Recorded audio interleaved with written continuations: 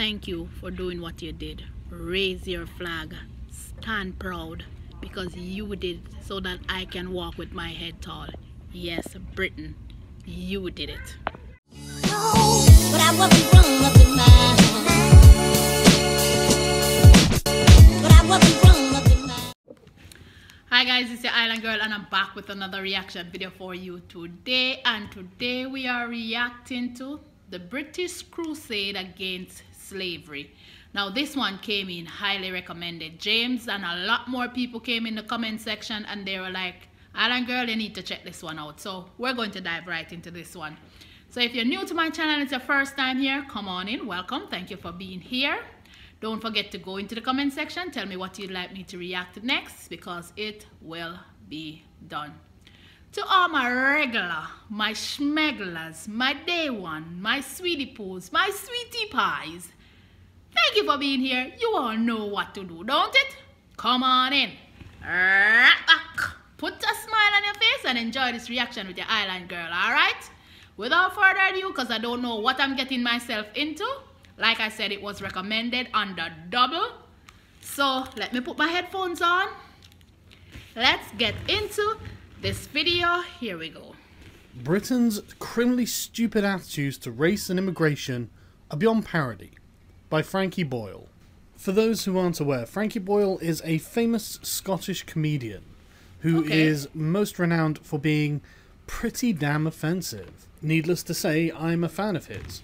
And so when Frankie Boyle writes an article for The Guardian of all places, with the subtitle, "The anti-immigration election rhetoric is perverse. We fear the arrival of people we have drawn here with the wealth we stole from them," I can see the misinformation coming a mile away. So Frankie begins the article by waffling in an overly verbose manner, reminiscent of Charlie Brooker, another man who I'm a fan of, but has been led astray by misinformation.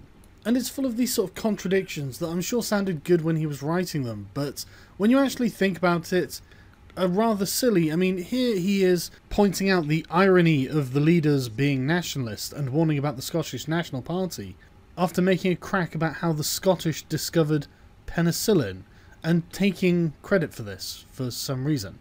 And for some reason he seems to mix up the concepts of trade and immigration, but these really aren't very important. I'm not even bothered that he just assumes that an Australian-style point system for immigration will obviously be a racist system that caters exclusively to white people. You know, this is despite the fact that a Cambridge economics professor has warned the sheer scale of immigration has caused problems for the UK's infrastructure, which was largely built in the 70s. But you know what, none of that really bothers me. What really bothers me is Frankie Boyle's attempt to make British people feel ashamed of Britain's involvement in the slave trade.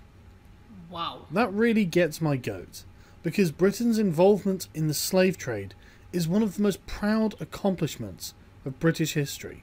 And I know what you're thinking, oh my goodness, slavery is bad. And that's correct. Which is why the British ended it. For everyone. If we just... Okay, now that's a lot to swallow from what he just said. I'm trying to go and skim through what the highlighted parts of what he was showing, and I'm like, okay, now who makes joke about stuff like that? It's not funny. But let's continue. Take a cursory look at the subject. You can see how it is not nearly as cut and dried as Frankie makes it out to be. Even the very word slave comes from Slav, because of the sheer number of Slavs taken as slaves by conquering peoples.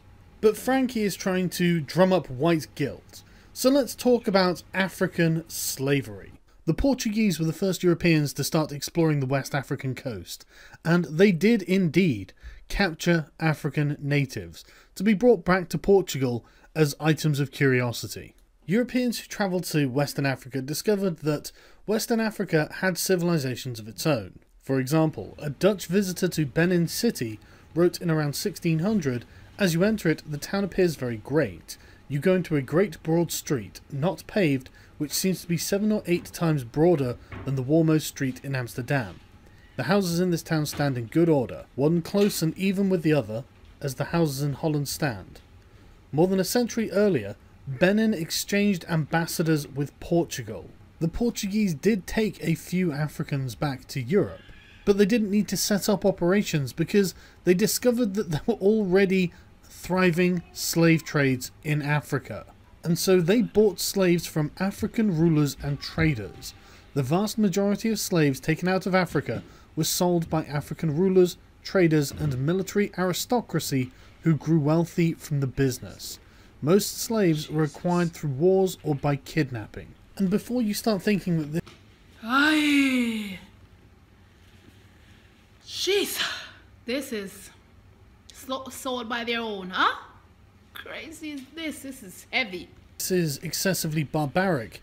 This was the standard for almost every civilized society all across the world. For example, in ancient Greece, Strabo tells us that the island of Delos trafficked in 10,000 slaves a day, even before the Roman Empire, even when we're coming to the end of the Roman Republic in the 1st century BC.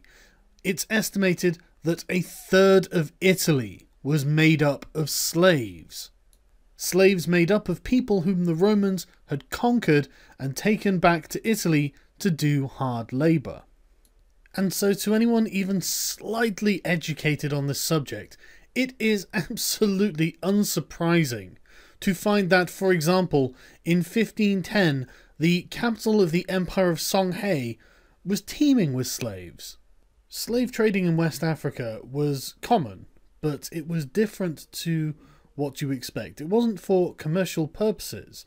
It was to show status and to give the wealthy African elite a comfortable life. And with the appearance of... To give the wealthy African elite a better life. Did he just really say that?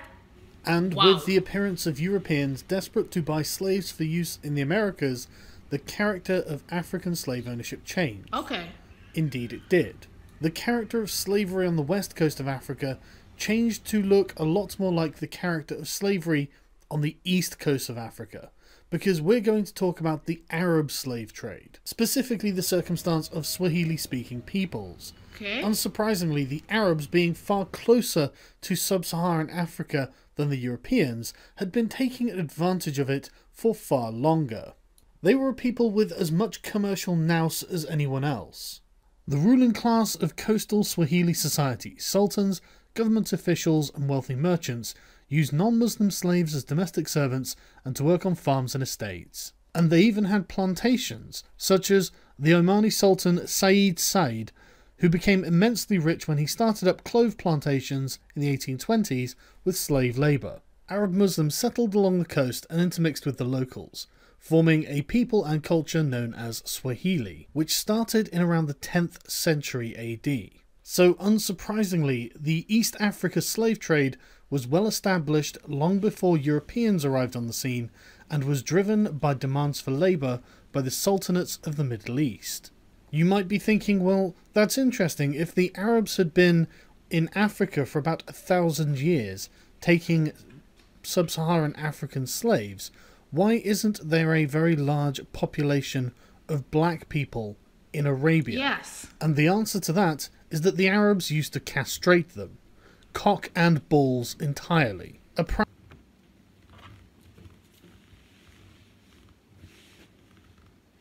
Did he just say they used to castrate them? And that's one of the reasons why there are not so many black...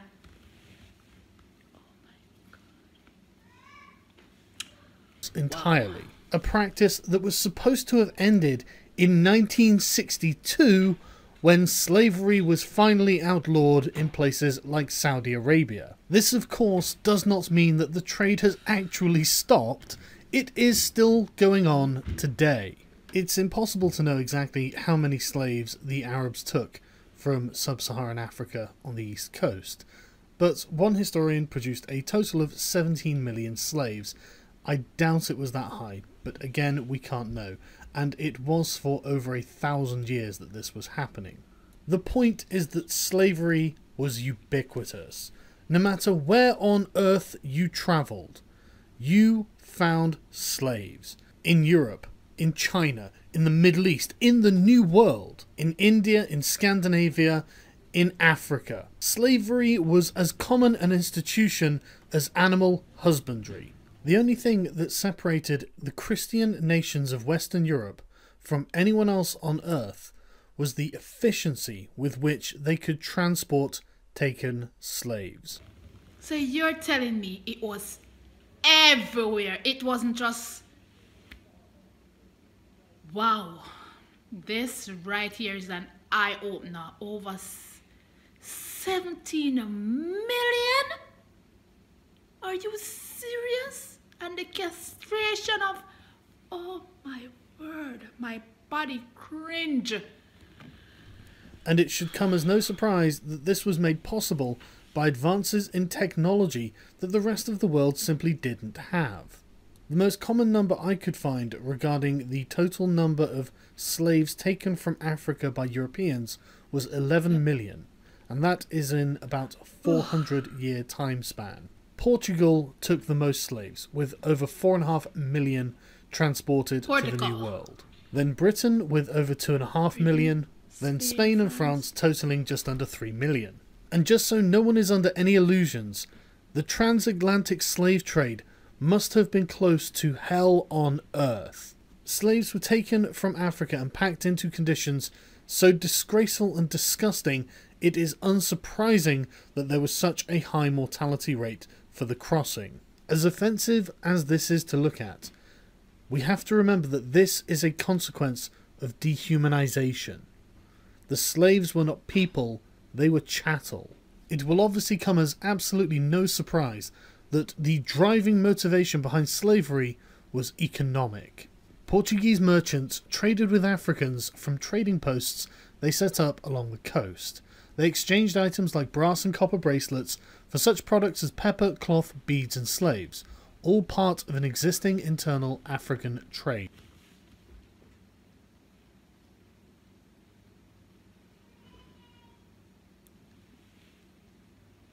Okay. But the transatlantic slave trade really took off when Christopher Columbus discovered the New World.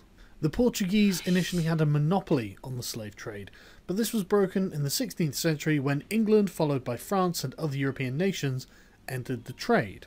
Unsurprisingly, this was a massively profitable trade for everyone involved except the slaves. Africa's rulers, traders and military aristocracy protected their interest in the slave trade. They discouraged Europeans from leaving the coastal areas to venture to the interior of the continent. European trading companies realized the benefit of dealing with African suppliers and not unnecessarily antagonizing them. The companies could not have mustered the resources it would have taken to directly capture the tens of millions of people shipped out of Africa. It was far more sensible and safer to give Africans guns to fight in the many wars that yielded captives for trade. The slave trading network stretched deep into Africa's interior. Slave trading firms were aware of their dependency on African suppliers, and these African suppliers were making insane amounts of money. Look at the amount of money they were making per year selling people in 1750. 250,000 euros.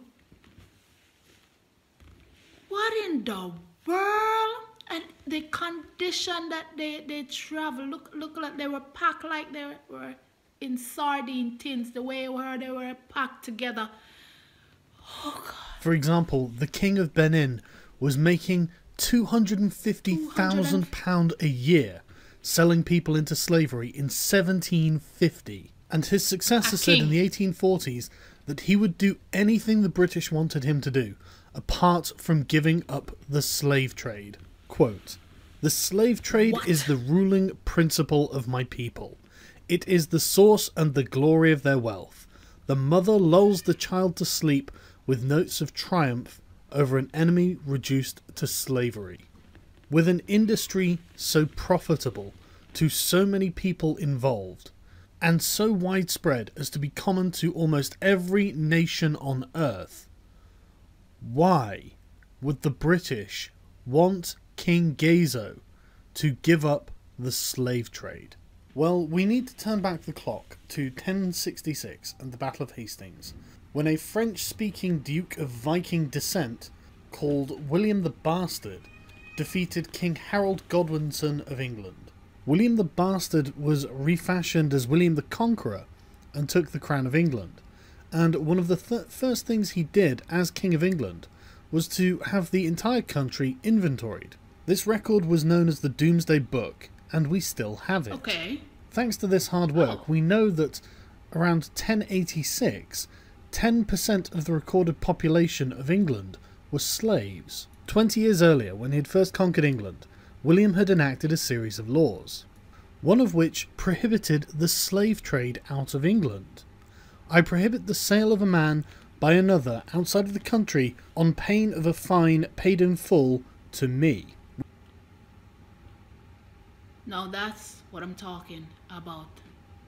Some form of...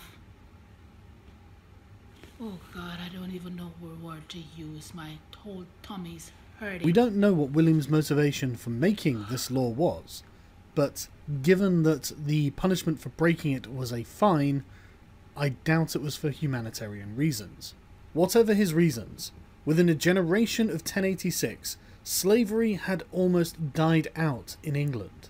Presumably because William the Conqueror had outlawed the trade of slaves. There appears to also have been a trend for lords to endow their slaves to perform their ploughing functions as free ploughmen. While not a wonderful state of affairs, serfdom is better than chattel slavery, and this state of affairs was solidified by the Church at the Synod of Westminster in 1102, where the Church denounced simony, clerical marriages and slavery.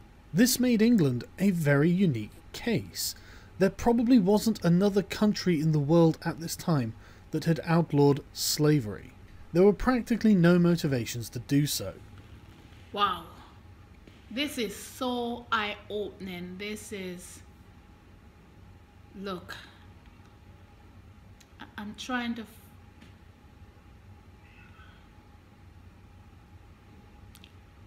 find the right words right here. I am, to be honest, in a sense of shock, because I had no clue all of this. I've heard, but to this magnitude,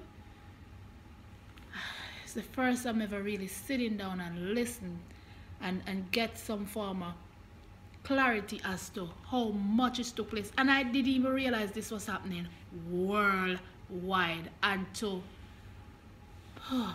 It was incredibly lucrative, endemic to the point of normalcy, so it wasn't even viewed as immoral, and the chances are William the Conqueror himself made the slave trade in England illegal just so he could make a quick buck.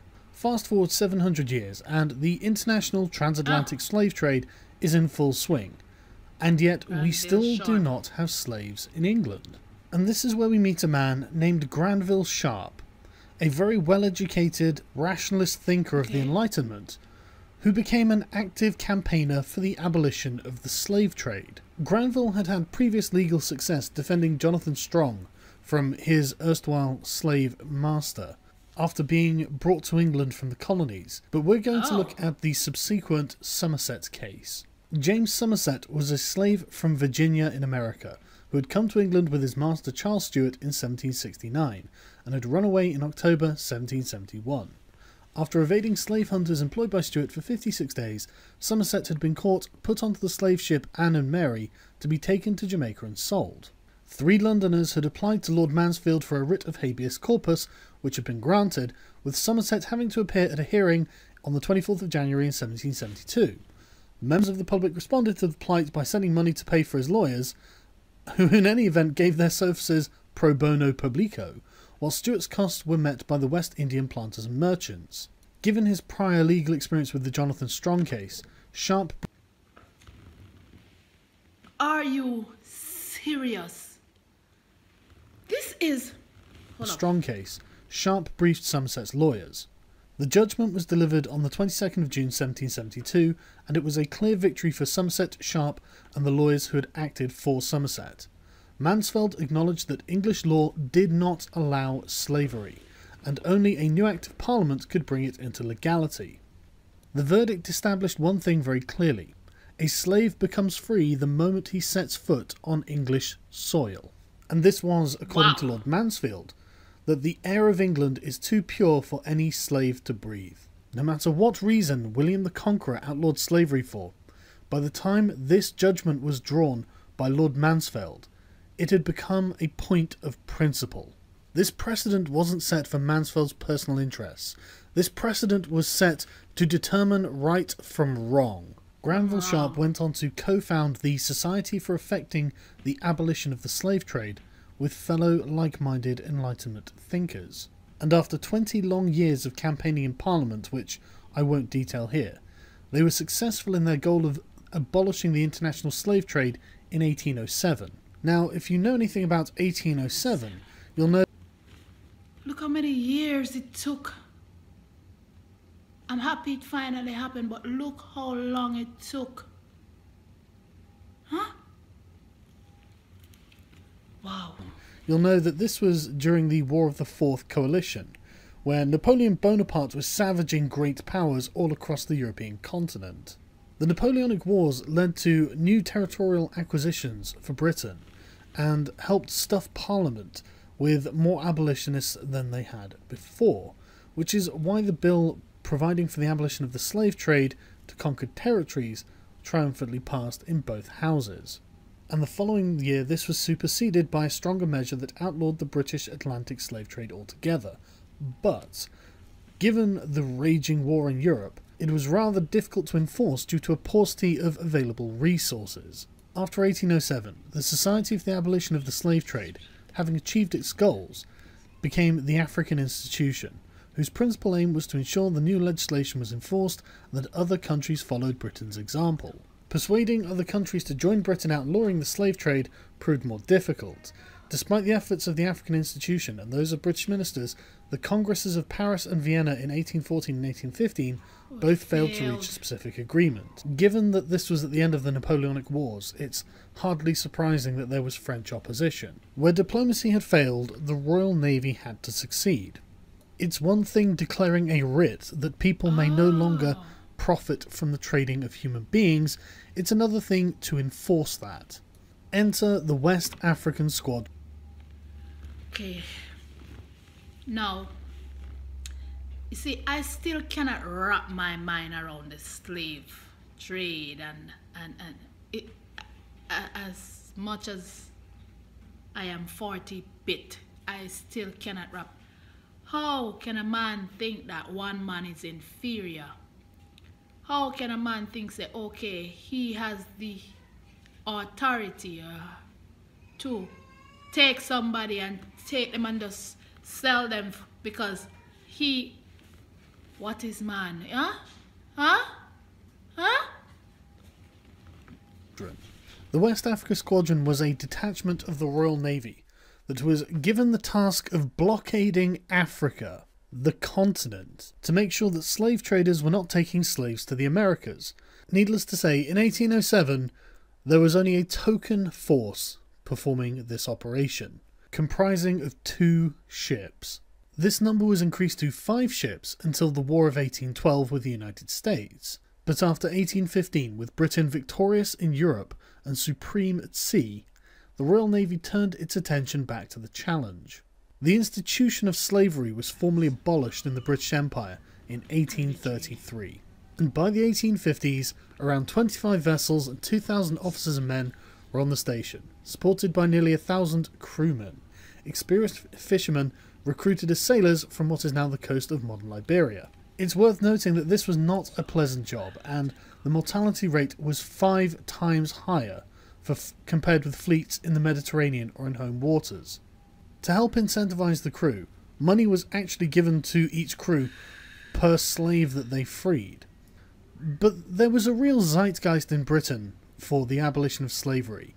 For example, the pursuit and capture of slave ships became celebrated naval engagements, widely reported back in peacetime Britain. They became a source of national pride. So it's no wonder that many of the crews really did have an evangelical zeal Okay. about the anti-slavery patrolling. However, I don't want to give the impression that this was all for humanitarian reasons. Huh. There's no doubt that Britain, in her foreign policy, used her anti-slavery laws as a stick with which to beat her opponents, primarily the Spaniards and the Portuguese, who refused to conform to these demands. Britain demanded Spain, Portugal, and the very new nation of Brazil to declare slave trading to be piracy, and while these nations paid lip service to these principles, they failed to enforce them, which led to a British blockade of Brazil by 1850, which of course forced the nascent Brazilian Empire to capitulate. And it didn't end there. In the 1860s, David Livingstone reports of Arab atrocities against enslaved Africans stirred up the interest of the British public, reviving the flagging abolitionist movement. Throughout the 1870s, the Navy attempted to suppress this abominable eastern trade at Zanzibar in particular. Needless to say, the British Navy continued their mission against the slavers across the Indian Ocean. The abolition of slavery became the British project. It captured the hearts and minds of the entire country, from the highest lord to the lowest peasant. This is certainly how the British saw it. For example, this spirit of chivalry, we see it in acts of heroism by land and sea in fights against the slave trade. Alfred Tennyson, the unweary, unostentatious, and inglorious crusade of England against slavery may probably be regarded as among the 3 or 4 perfectly virtuous pages comprised in the History of Nations. William Lecky. All of this was done against the vested financial interests of hundreds of thousands of people. Entire nations were against the idea of abolishing slavery and the slave trade. I gotta be honest, just hearing that it was invested by people like you and I to abolish, to stop such trade, shows that, you know, there was people with heart and people who wanted to be equal among their brothers. Guys, I gotta be honest, this is hard to watch, it's hard to listen to, but I am really happy that I'm taking the time out to watch this. I really am. I'm lost for words. I have a awful feeling in the pit of my stomach, but it's worth it. It really is. The very notion was alien to the human existence until Britain made it happen. In the 19th century, if you saw a ship bearing down on you, flying this flag, and you were a slave trader, you knew that this flag stood for liberty. This was the flag of a nation that defied human convention for a point of principle and spent its blood, sweat, tears and treasure to enforce it on the world. This is the flag of the nation that accepted the absolute moral truth that slavery is wrong. No matter what riches can be amassed, no matter what power can be gained, no matter the cost, slavery had to be abolished. That was the British Crusade. When Britain held the reins of world power, that is what she did with it. So Frankie, to be honest with you, when you say, we have streets named after slave owners, we have profited from a vile crime and feel no shame, it is British people that don't learn languages or British history. Britain is the true scrounger, the true criminal. I have to concur. British people apparently do not learn British history because Britain's involvement in the slave trade is one of the most proud moments any nation could have had in their history. I want to make one thing crystal clear, Frankie. You live in a world without slavery because of Britain.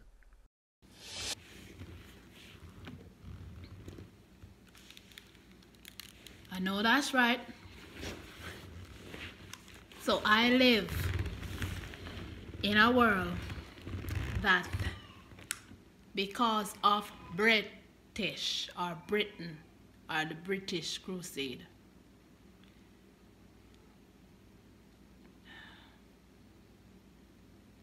so much damage has been done. The amount of damages that has been done cannot be repaired. We get that. But thanks to Britain, to the British Crusaders, that it was able to stop all this wickedness and cold-heartedness of a trade of a man just for riches or to gain power. They looked beyond money and everything and stopped it. Can you imagine being on one of those trading ships and see that flag flying high and know that, look, I am saved, I am no longer for trade? Can you imagine that? Can you imagine how one felt when they see that flag flying high? I'm going to take my time out again to really watch this video. Again and again. My respects to them for doing what they did in that time, because it had to be hard. Sorry guys, my baby woke up and I didn't get to finish my thoughts, so here goes. I had no clue that this was the case. This wasn't taught in school. This wasn't something that was put before us for us to know the truth of what took place. But I can say this from watching this video today.